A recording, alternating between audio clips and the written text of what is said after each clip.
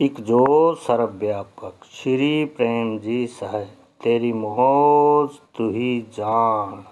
इस जोत का मैं दीपक घर घर जला रहा हूँ, इस नूर से मैं खुद भी अब जगमगा रहा हूँ। तो गुरु जी कह रहे हैं कि मैं आपको आंखें देना चाहता हूँ, ले लो, क्योंकि मेरी आँख खुली है, मैं बता सकता हूँ कि सच क्या है, सच्चाई तक मैं तुम्हें पहुँचा सकता हूँ। पर इंसान है ना, वो जैसे आजकल के बच्चे हैं, कह देते हैं ना अपने माँ बाप को हम ज़्यादा जानते हैं, पर वो क्या जानते हैं? जानते कुछ भी नहीं है। सिर्फ एक गलतफहमी हो गई है कि हम बहुत कुछ जानते हैं, और नतीजा क्या होता है कि माँ बाप का अनुभव ले ही नहीं पाते हो। एक माँ बाप जिन्होंने सारी उम्र दुखों सुखों में से निकलकर जिंदगी का अनुभव कमाया है, उसको वो सीखना ही नहीं चाहते। कहते हमें बहुत कुछ पता है, तुम अब बुजुर्ग हो गए हो, तुम पुराने हो चुके हो, तुम्हें कुछ नहीं पता। नतीजा क्या होता है कि माँ बाप के अनुभव से वंचित रह जाते हैं, अपने को आता कुछ नहीं होता और ज़िंदगी नरक कर लेते हैं। तो इसी तरह महापुरुष भी हमें आंख देने के लिए आते हैं, पर वही बात कि मैं उधर जाता हूँ, मैं उधर जाता हूँ, तो सारी दुनिया ही जा रही है, पर आंखों के अंधे ही हैं। वही आंख किसी की क्यों नहीं खुली? अगर कोई आंख देने वाला आ भी जाए ना, तो दोनों से दूर ही भागते हैं, कहते नहीं ये हमारी बात थोड़ी कर रहा है। फिर हम धर्मों में बसते हैं, जातों में बसते हैं, पर असलियत की ओर नहीं जाना चाहते हैं। तो गुरु जी कह रहे हैं कि भाई मैं तो आंख देने आया हूँ, लेना चाहते हो तो ले लो, नहीं तो तुम्हारी मर्जी है। एक ज्योत का मैं दीपक घर घर जला रहा हूँ, इस ज्योत का मैं दीपक घर घर जला रहा हूँ, इस नूर से मैं खुद भी अब जगमगा रहा हूँ।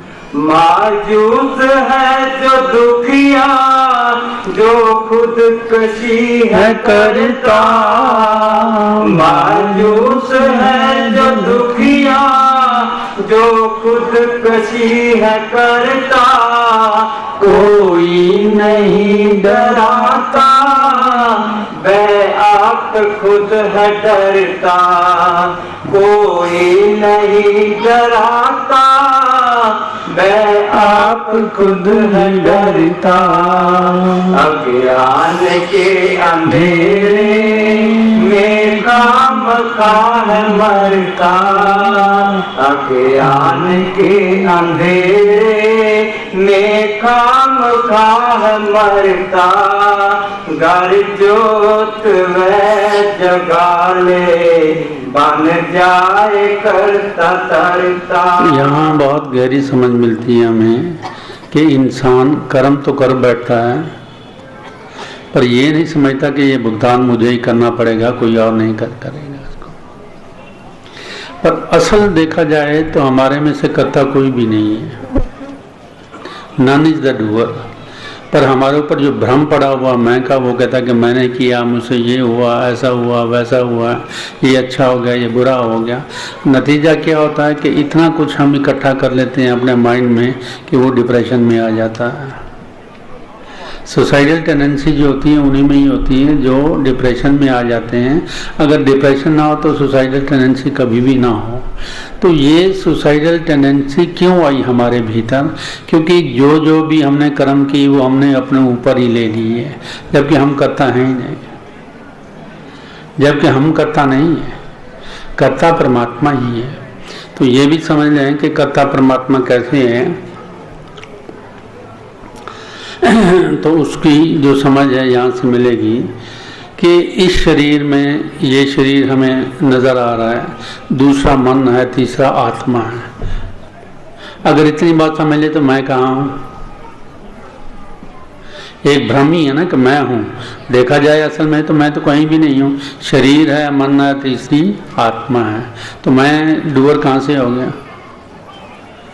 पर अज्ञान का अंधेरा आया ना इसमें। अज्ञान के अंधेरे में खामखा है मत्ता।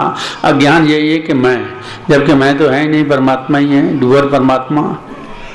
तो फिर मुझे अपने ऊपर बोझ लेने की क्या ज़रूरत है। गुरबाणी में भी यही बात आई है कि करण करावन प्रभु एक है, दूसरा नाही कोय, नानक तिस बलिहारणे जल थल मैयल सोए। कि करने वाला परमात्मा ही है, सारी सृष्टि का कर्ता परमात्मा ही है, पर इंसान ना समझ होने की वजह से, अज्ञान होने की वजह से अपने आप को कर्ता मान लेता है। नतीजा क्या है कि कर्मों का बोझ अपने ऊपर पड़ना शुरू हो जाता है, और आखिर क्या होता है कि कर्मों के बोझ से इतना इंसान दब जाता है कि सुसाइड भी कर लेता है। तो फिर आगे बताया, घर जोत वो जगा ले, कि अगर उसकी चेतना जागती हो, अर्थात कि वो अज्ञान को छोड़कर ज्ञान की तरफ आ जाए, अज्ञान को छोड़कर ज्ञान की तरफ आ जाए, तो खुद ही कहेगा I am not the doer. जो हुआ परमात्मा ने कराया, हुआ सो हुआ, उसमें मैं क्या कर सकता हूँ, वो कि मेरी मर्जी थोड़ी थी, परमात्मा ने चाहा तो हो गया। अब देखिए ना, रामायण में आता है कि रावण उसको सीता चुरानी पड़ी, क्योंकि वो उसके स्क्रिप्ट थी, वो ऐसा होना ही था, उसने सिर्फ अपना रोल किया, वो डूअर नहीं था वो। तो डूअर कौन हुआ, पीछे परमात्मा ही है डूअर, जो इस शरीर से, इस मन से काम ले रहा है। पर वो सुपरफ्लुअस जो मैं हमारे भीतर आ गई, वो मैं को हमने जोर से पकड़ लिया, और नतीजा क्या हुआ कि सारा कर्मों का बोझ अपने ऊपर लेते चले गए, और क्या हुआ कि आखिर सुसाइडल टेंडेंसी आ गई। तो अगर ये ज्ञान हो जाए कि मैं ना हूँ अब, तू है आप, मैं ना हूँ अब, तू है आप। ये सबसे बड़ा ज्ञान है कि मैं नहीं हूँ पर तू है, मैं नहीं हूँ तू है, और तू सब में ही है, कोई ऐसा नहीं जो तुमसे अलग हो ही नहीं सकते, क्योंकि वही तो हमारा बीइंग है, वो ना हो तो हम कैसे हो सकते हैं। तो ये जो मैं का भ्रम है, ये अज्ञान है, जब तक ये मैं का भ्रम हमारे भीतर से नहीं निकलता, तब तक कर्मों का बोझ हमारे ऊपर पड़ता ही रहेगा, उससे बाहर नहीं निकल सकते हैं। तो ज्ञान से, अज्ञान से ज्ञान की ओर आने के लिए क्या ज़रूरत है, हम इस बात को पक्की तरह से समझ लें कि मैं ना हूँ अब, तू है आप, मैं ना हूँ अब, तू है आप, करती हूँ अब तेरा जाप, करती हूँ अब तेरा जाप, करती हूँ अब तेरा जाप। इसमें भी गहरी समझ है। एक तो जाप करना जो मुंह से जाप करना, कोई भी शब्द ले लें तो मुंह से रटते रहते हैं, वो भी जाप ही है, पर ये दूसरा जाप है, ये वो जाप नहीं है कि मुझे हमेशा याद रहता है कि मैं आत्मा, नाम से कोई भी दे दीजिए, लेकिन असल क्या है, जाप किसका करना है या रिमेम्बरिंग किसको करना है कि मैं आत्मा।